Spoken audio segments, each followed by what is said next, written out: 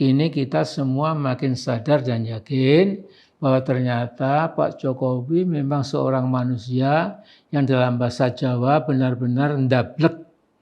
Dan tentu yang menyengat adalah tulisan di bawah wajah yang dibelah jadi dua tadi, yaitu Jokowi alumnus UGM yang paling memalukan. Jadi sudah tinggi waktunya bangsa Indonesia menghentikan Pak Jokowi sebagai presiden-presidenan. Assalamualaikum warahmatullahi wabarakatuh. Innal hamdalillah nahmaduhu wa nasta'inuhu wa nastaghfiruh wa na'udzu billahi min syururi anfusina wa sayyiati a'malina may yahdihillahu fahuwal muhtadi wa may yudlil fa ulaika humul khasirun amma ba'd. Saudaraku sebangsa dan setanah air, jadi tema video saya kali ini adalah ajakan wahai seluruh mahasiswa Indonesia dari berbagai kampus, bersatulah. Jadi students of all campuses unite. Saudara-saudaraku yang saya hormati, saya cintai, supaya tidak ada salah paham, saya memang menirukan slogan Karl Marx dan Friedrich Engels dalam Manifesto Komunis pada tahun 1843, supaya kita sadar bahwa ada kesamaan antara orang beriman dan orang kafir dalam satu hal, ada persamaan satu hal. Yaitu Marx dan Engels mengatakan, workers of all countries unite. Seluruh pekerja dari semua negara bersatulah. Nah, sesungguhnya sebuah kejahatan bila didukung dengan kerja keras, biaya dan organisasi yang rapih, dapat mengalahkan kebenaran yang diperjuangkan seadanya, setengah hati, ya kurang semangat. Saudaraku, jadi pertarungan abadi antara yang hak dan yang batil, antara kebenaran dan kebatilan, antara keadilan dan kezaliman, menang kalahnya ditentukan oleh siapa yang lebih sungguh-sungguh bekerja keras, disertai dengan pengorbanan, kerapihan organisasi, pembiayaan, semangat, dan lain-lainnya. Nah, sebagai seorang Muslim yang lumayan mengetahui ideologi Marxisme, Leninisme, dan Komunisme, secara umum saya paham ya. Saya dari ujung kaki sampai ujung ubun-ubun anti ketiga-tiganya. Jadi saya ingin memberikan sedikit tambahan. Kalau benar mahasiswa-mahasiswi Indonesia akan turun di penghujung akhir Desember tahun ini dalam rangka memaksa Jokowi supaya segera turun panggung, maka mereka perlu bersiap moral, mental, kebugaran fisik, atau stamina, dan lain-lain.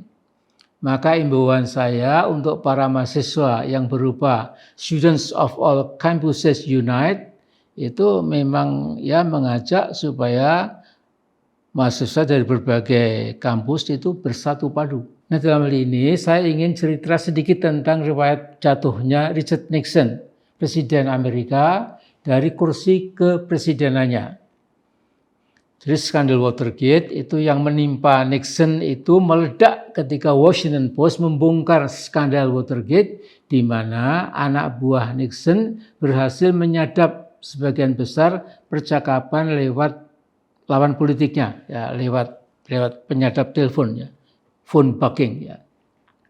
Nah, penyadapan telepon itu dilakukan di gedung markas pemenangan Partai Demokrat di Watergate, sebuah daerah di Washington DC bernama Foggy Bottom, dan lawan politik Nixon bernama George McGovern. Nah, sebagai Presiden Amerika ke-37, harusnya Nixon duduk di singgasana presiden dari 1969 sampai 1977. Tetapi harus turun pada 1974. Mengapa? Karena terlibat skandal Watergate di atas tadi. Ya. Padahal semua pengamat politik mengatakan lawan Nixon waktu itu, George McGovern, calon yang sangat lemah dan dipastikan kalah berhadapan dengan Nixon. Nah, ketika skandal Watergate itu meledak, saya kebetulan sedang berkuliah di Universitas Notre Dame, South Bend, Indiana. Nah, saya sempat bertanya pada beberapa teman Amerika saya, mengapa masyarakat Amerika marah besar pada Nixon. Jawaban mereka sederhana, kurang lebih, bangsa Amerika melihat kursi presiden adalah kursi kekuasaan tertinggi dan termulia. Karena itu hanya pemimpin yang berintegritas, jujur dan memikirkan bangsanya yang pantas duduk di kursi itu.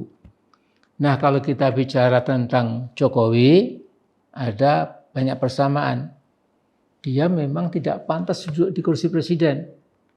Pak Jokowi sekarang terkuak kemauan aslinya yang berbau busuk dan menginjak-injak Pancasila, Undang-Undang Dasar Republik Indonesia 1945, dan juga menghina moralitas yang luhur yang harus kita pertahankan bersama agar bangsa Indonesia tetap survive dan tidak ada risiko bubar berantakan. Nah, saudara-saudaraku, kini kita semua makin sadar dan yakin bahwa ternyata Pak Jokowi memang seorang manusia yang dalam bahasa Jawa benar-benar ndablek, stubborn, hard-headed, tidak mau mendengarkan pendapat pihak lain. Seluruh masukan dilepeh, dimuntahkan bila tidak sejalan dengan keinginannya. Keinginannya itu adalah membangun nepotisme edan dan dinasti ringkih, rapuh, brengsek yang bertentangan diametral dengan seluruh moral, nilai dan aturan demokrasi. Karena itu, BEM UGM 2 minggu lalu membuat baliho bergambar Jokowi yang wajahnya diparuh jadi dua, ya. Yang separuh wajah memakai kuluk raja, ya, sebagai king of lip service, dan separuhnya lagi wajah memakai caping ala petani yang kita semua sudah mengetahui, ya.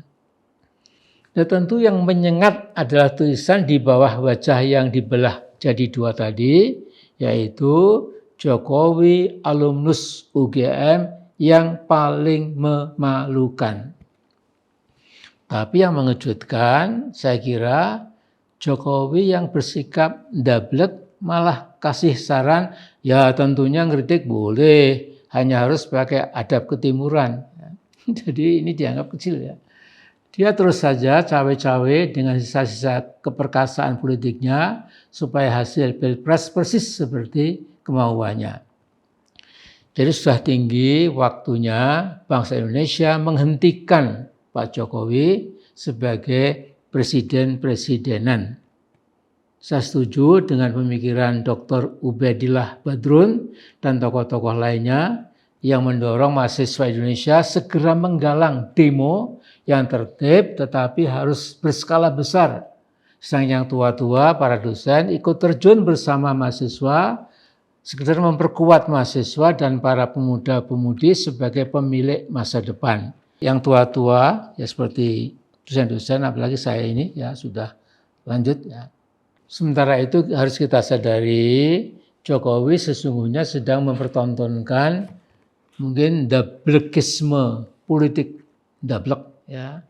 Jadi political dablekism, barangkali begitu, ya.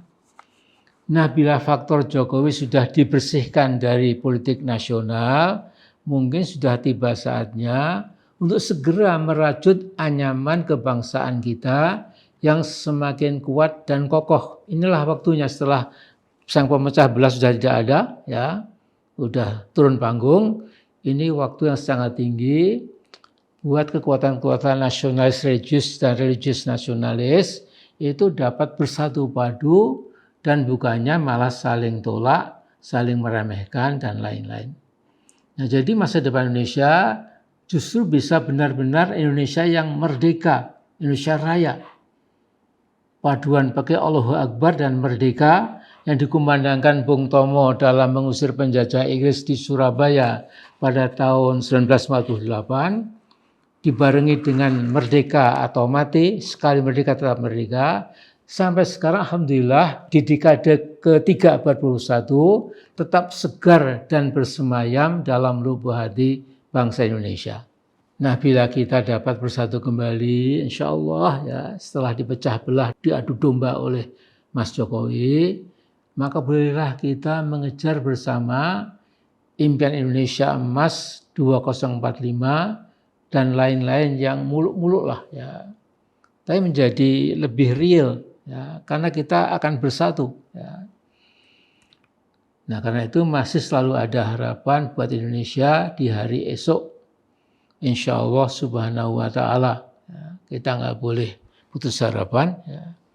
Dan detik-detik atau bulan-bulan ke depan ini memang amat sangat krusial. Assalamualaikum warahmatullahi wabarakatuh.